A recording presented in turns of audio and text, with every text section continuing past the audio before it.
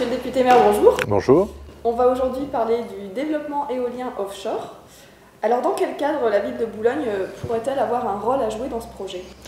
Dans le cadre de la transition énergétique, la France a déjà lancé 2 appels à projets et nous sommes dans le 3e appel à projet permettant de relever le défi du mix énergétique et de faire appel à des énergies marines renouvelables. En 2015, ce 3e appel à projet devra déterminer une nouvelle zone de développement de l'éolien offshore et une zone a été identifiée favorable à ce développement au sud de la côte d'Opale. C'est donc une candidature qui peut être portée par les autorités portuaires, industrielles, politiques, institutionnelles, permettant de voir retenir ce site favorable au développement de l'éolien offshore. Alors dans le cadre du développement de ce projet, quels sont les atouts du port de Boulogne? Tout d'abord, sa situation.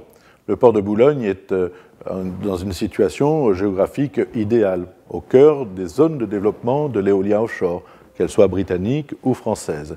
Par ailleurs, des espaces portuaires qui peuvent permettre l'implantation de toute la filière à la fois construction, mais également de maintenance de ces nouvelles industries.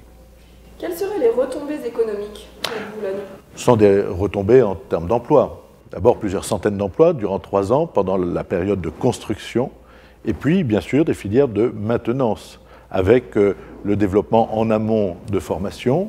Je pense notamment à l'enseignement technique, je pense aussi au lycée maritime qui se développe, pour lequel nous avons créé un BTS qui, là encore, doit se tourner vers les nouveaux métiers de la mer.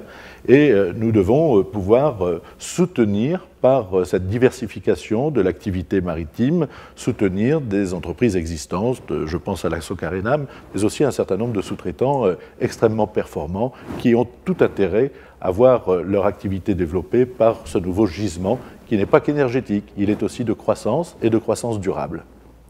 Le secteur de la pêche a-t-il quelque chose à y gagner?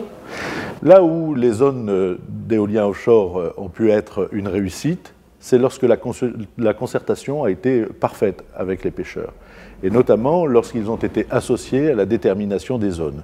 Dans le sud de la côte d'Opale, je le disais, une zone a été identifiée, mais celle-ci ne peut être retenue que si les pêcheurs non seulement donnent leur avis, leur accord, et par ailleurs bénéficient des retombées de cette nouvelle utilisation de cette zone maritime, et notamment par le financement d'un fonds d'investissement permettant le renouvellement de la flotte, des bateaux, par le financement privé, donc compatible avec les règles européennes.